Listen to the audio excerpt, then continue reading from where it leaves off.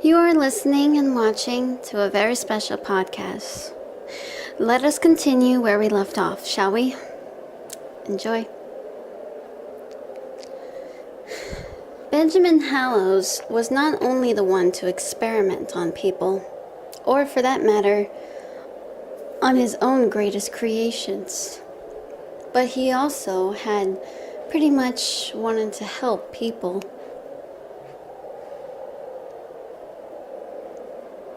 He made people into creatures just like Beauty Underwood. Why was that? Well, he thought since there was this exterminator character and Beauty, he decided to maybe get people and maybe use these parasites and perhaps maybe cause people to get some help. Benjamin targeted only the vulnerable kind. People with conditions in their hearts, their lungs, people who couldn't walk, people who were pretty much dealing with a lot of stress. But also, it wasn't just the people with chronic diseases. Chronic was another word for long-term illness. However, Ben pretty much targeted athletes, dancers of all kinds, hip-hop dancers, beatboxers, other people who are talented and wanted to share it with the world. But there was an amount of corruption, either by dysfunctional families, greedy people, and also sleazy bastards. And when things did not go right, those people were vulnerable, who suffered the consequences. But they never asked for that.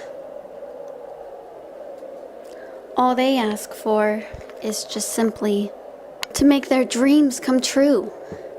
It didn't matter if they were singers in opera or pop or rap or anything. All they wanted was to be known for their talents and not get money involved. But alas, those greedy son of a bitches. However, that's when Ben came. It seemed like these people who were suffering, whether it was an athlete, a performer, who just wanted to make it big but never got the chance, or if that athlete was a talented young superstar, but he fell hard due to blackmail or anything. Suddenly, Ben came in and decided to give them a chance in life. Giving them a second chance with the serum and using that parasite. Soon, while they were unconscious, they began to undergo changes in their bodies. Once that parasite was taken out of them, they began to experience after effects. Soon, they managed to get their lives back to normal. But the changes in them, they decided to wreak havoc on those who wronged them and decided to protect those that they care about the most. Ben thought he was trying to do a good thing.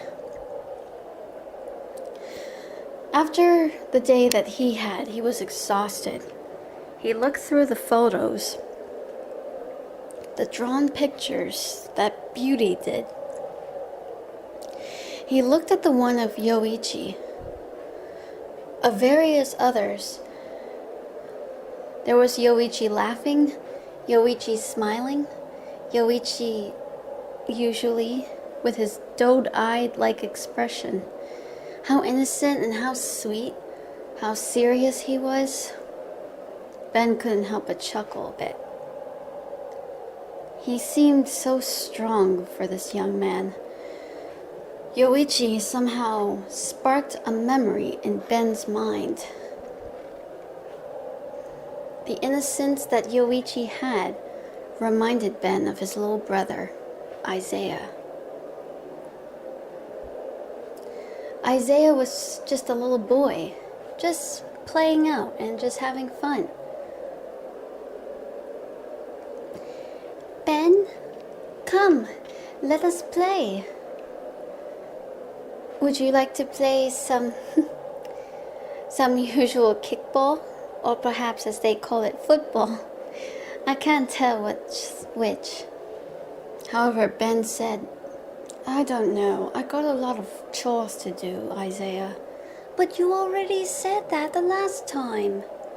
Don't tell me you're going to break your promise. Oh, please, don't start with that, Ben said. Now you're making me feel all guilty. However, Isaiah put his fist to his own hips and said, Really? Have you been staying up all night? Mother told you not to stay up late in your room. That's when Ben began to fluster. What are you talking about? I don't stay up late. I'm a good boy. Isaiah had a sneaky grin and said, Uh-huh. Really? What about that time when I guess I went to the bathroom and your flashlight was shone through the peak right underneath the door? Ben began to blush. Are you serious? I thought you were just going to the toilet. I can't believe you would be the one to watch me. Now, Ben. Shame on you for not knowing. That's a bad boy. I'm going to tell Mom on you if you don't play with me. Oh, blackmailing. Well then, come here, you. Ben shouted. Isaiah began to squeal and giggle as the two boys ran down the stairs. They managed to get outside and play for a bit of chasing.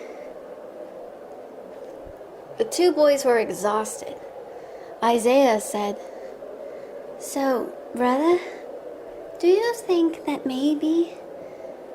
grow up to be just like you? Ben just shrugged. I don't know. I don't think you want to be like me. But you're so smart. You even pretty much know everything about science. Have you ever wanted to be a scientist? Well, I don't know. I always thought of myself that I already am. But I promise you, maybe I'll make it big and I'll make everyone proud. Ben said. You would do that? Of course I would.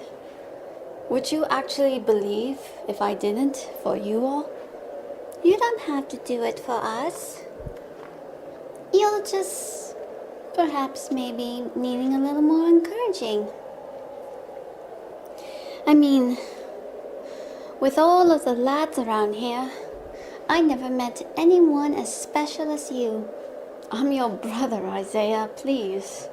And besides, you're being way too modest. Ben said. Besides, I may be smart, but I don't know all of things. Well, I believe you do. You know so much more than me. Mother told me that you were born a prodigy. Oh, I don't know about that, Ben said. Even if I was a prodigy, I would have been such a show-off. You would see me in college now. However, Isaiah said, maybe you'll be even more better than Dad. I mean, Pa may be smart, but, you know, he pretty much talks a lot and he's quite a bit weird. I'm not even sure if he is my dad, Isaiah said. Dad may be weird, but you still love him, don't you? Ben said. Of course I do. What kind of person would I be if I didn't love him? He's a very intelligent young man. It's just... He's pretty much a bit strange. He always looks at me like I'm sort of a disgrace, and I'm nothing like you. However, Ben assured his brother, Don't worry, Isaiah.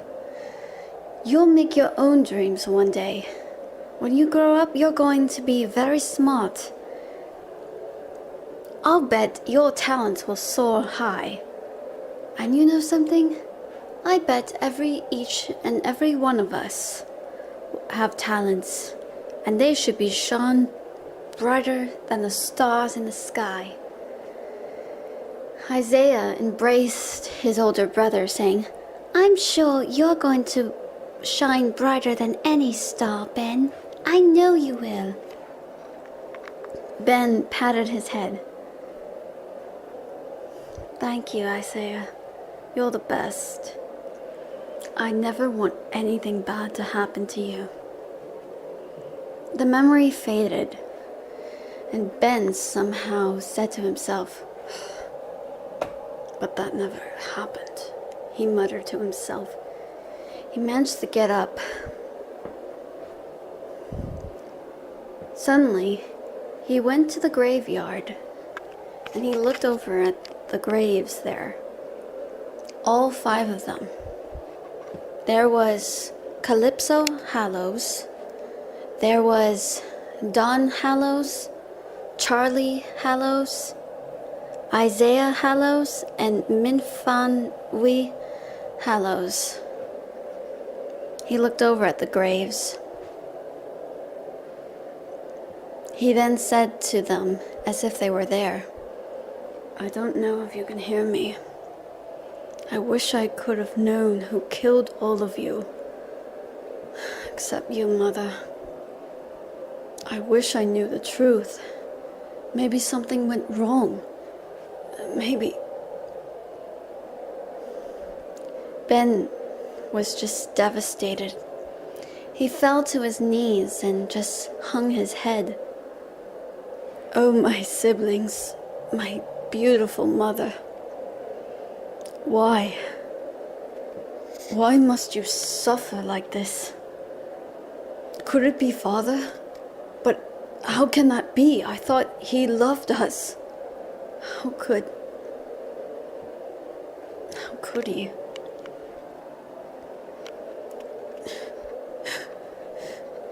He can't be a monster. I don't know if it's true. I'm no psychic. I'm not one with supernatural powers. And I only wish I could hear you again. Please, just let me hear your voices again. And it'll make me happy. And I can't bring you into the world as infestations. I already made that mistake with someone. I used her. I hurt her and I humiliate her. Oh, Mother, please forgive me, Ben said, all choked up. He began to cry. He looked so silly. He looked like a little boy crying, but he couldn't help it. He was so sad, thinking about what his mother would think if he saw her. Mother. That's when he felt hands wrapped around him and a voice in his ear say, Benjamin, what happened to them was not your fault.